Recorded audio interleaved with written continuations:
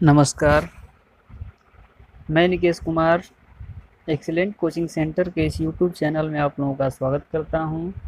और आज का क्लास है फिजिक्स, और फिजिक्स के इस क्लास में हम लोग पढ़ेंगे 10th क्लास के रिफ्लेक्शन ऑफ लाइट के बारे में।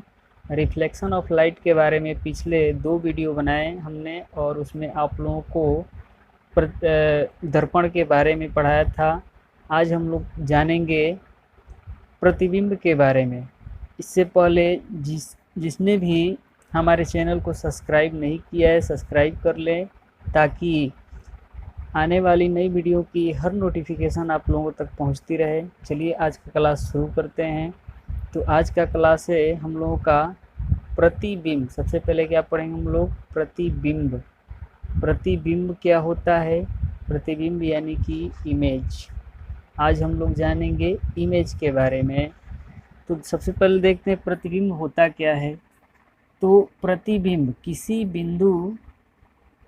बिंदु स्रोत से आने वाली किरणें दर्पण पर पड़कर या लेंस से अपवर्तित होकर जिस बिंदु पर मिलती हैं या जिस बिंदु पर मिलती हुई प्रतीत होती हैं, मिलती हुई या आती हुई प्रतीत होती हैं, उसे उस बिंदु का क्या बोलते हैं? प्रतिबिंब कहते हैं।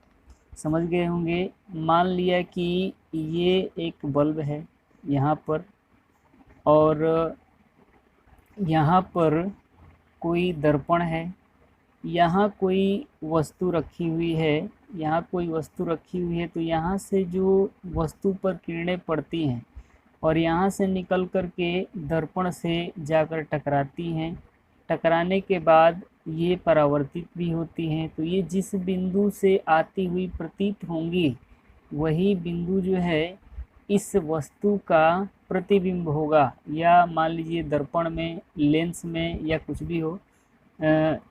अगर दर्पण की बात करें तो परावर्तित किरणें आकर के मिलती हैं या मिलती हुई प्रतीत होती हैं। और अगर लेंस की बात करें तो लेंस से जो है अपवर्तित किरणें जिस बिंदु पर जाकर के मिल जाती हैं, वही जो है क्या होता है? प्रतिबिंब होता है वस्तु का। अब बात करते हैं प्रतिबिंब के प्रकार की। तो प्रतिबिंब जो है 2 प्रकार के होते हैं। कितने प्रकार के होते हैं? 2 प्रकार के होते हैं। पहला होता है रियल इमेज, यानी कि वास्तविक प्रतिबिंब।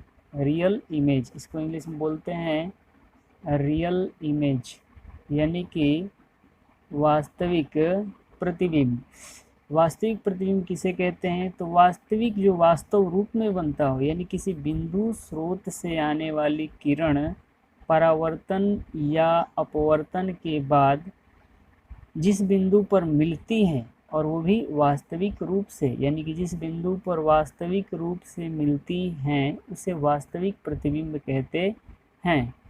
जिस भी बिंदु पर वास्तविक रूप से मिलेंगी, ये जो प्रतिबिंब होता है हम इसे पर्दे पर प्राप्त कर सकते हैं। जैसा कि यहाँ पर अगर एक पर्दा लगा दिए और यहाँ लेंस रख दिए और इधर एक वस्तु हो, तो यहाँ से आने वाली जो किरणें होंगी ये यहाँ मिल जाएंगी, और यहाँ पर जो है वस्तु का प्रतिबिंब उल्टा इस प्रकार से प्राप्त हो जाएगा। यानी कि वास्तविक रूप से मिल करके किरणें जो प्रतिबिंब बनाएंगी उसे ही वास्तविक प्रतिबिंब कहा जाएगा। अब बात करते हैं काल्पनिक दूसरे प्रकार के प्रतिबिंब की। तो दूसरे प्रकार का जो प्रतिबिंब है वो होता है काल्पनिक या आभासी। इसको इंग्लिश वर्चुअल इमेज, इंग्लिश में क्या बोलते हैं? इंग्लिश में बोलते हैं वर्चुअल इमेज। वर्चुअल इमेज यानी कि काल्पनिक प्रतिबिंब। अब काल्पनिक प्रतिबिंब क्या होता है? तो किसी बिंदु स्रोत से आने वाली किरणें अपवर्तन या परावर्तन के बाद जिस बिंदु से आती हुई प्रतीत होती हैं, यानी कि इसमें वास्तविक रूप से नहीं मिलती हैं, बल्कि ऐसा आभास होता है कि वो किरणें कहीं से आ रही हैं, एक बिंदु से आ रही हैं।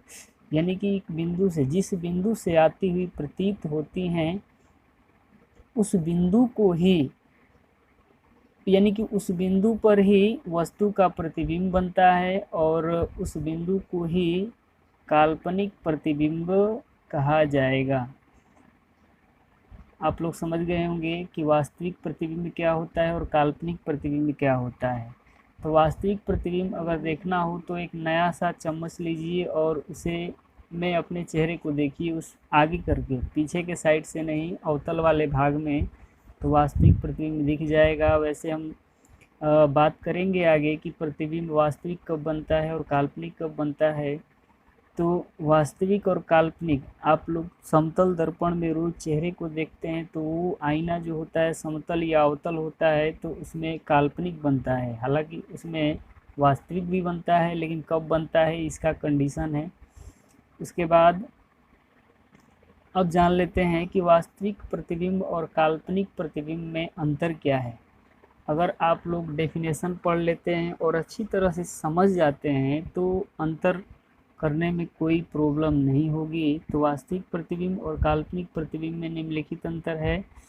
पहला अंतर जो है वो ये है कि यह वास्तविक प्रतिबिंब जो है परावर्तित या अपवर्तित किरणों के वास्तविक कटान से बनता है, यानी कि किरणें वास्तविक रूप से क्या करती हैं, मिल जाती हैं, वास्तविक कटान से बनता है। और आभासी प्रतिबिंब जो है यह परावर्तित या अपवर्तित किरणों के काल्पनिक कटान से बनता है।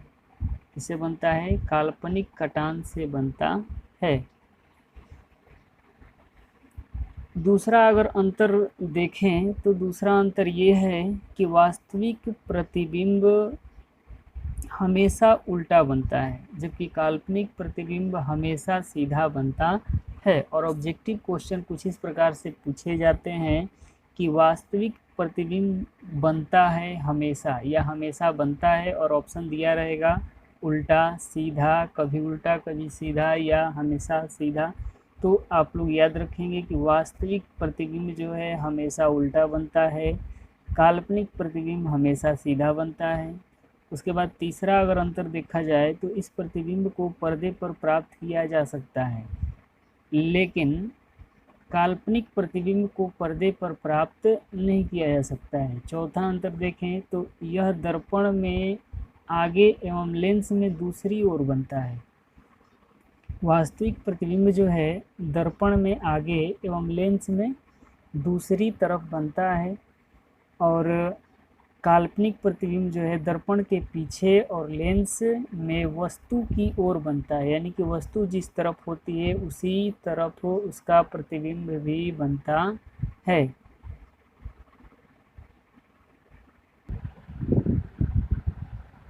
पिछले वीडियो में हम लोगों ने दर्पण के बारे में बात किया था कि दर्पण किसे कहते हैं, लेकिन उसका प्रकार हम लोगों ने नहीं जाना था। लेकिन आगे हम लोग दर्पण के प्रकार को भी जानेंगे, जो कि दो प्रकार का होता है, समतल और गोलीय।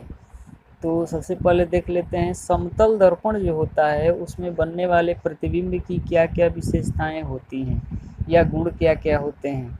तो समतल दर्पण में बनने वाले प्रतिबिंब की निम्नलिखित विशेषताएं होती हैं, जिसमें पहली विशेषता आती है कि समतल दर्पण में बना प्रतिबिंब हमेशा सीधा होता है। पहला उसका प्रॉपर्टी क्या है कि वो हमेशा, कैरेक्टरिस्टिक्स बोल सकते हैं, वो हमेशा क्या होता है, सीधा होता है।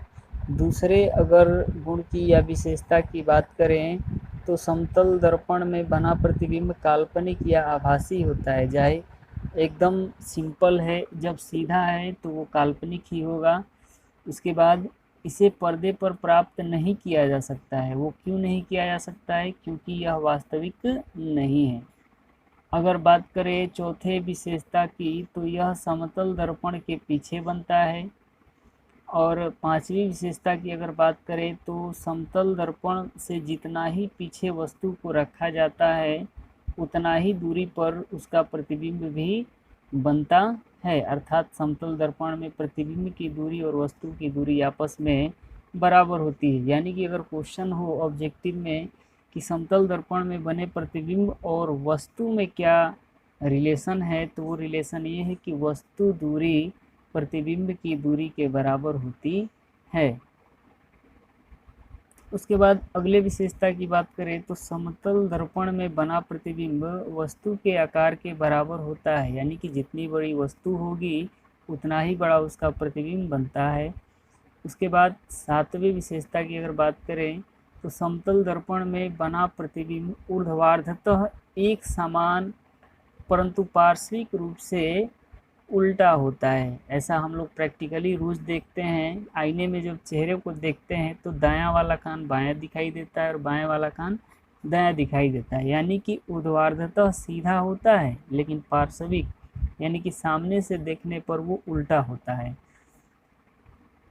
सामने से देखने पर क्या होता है, उल्टा होता है, यानी पार्श्विक रूप से उल्टा होता है। तो आज का वीडियो यहीं तक, और आप लोगों को कोई भी डाउट हो तो कमेंट करें और वीडियो को ज़्यादा से ज़्यादा शेयर करें ताकि अधिक से अधिक स्टूडेंट के पास पहुंच पाए।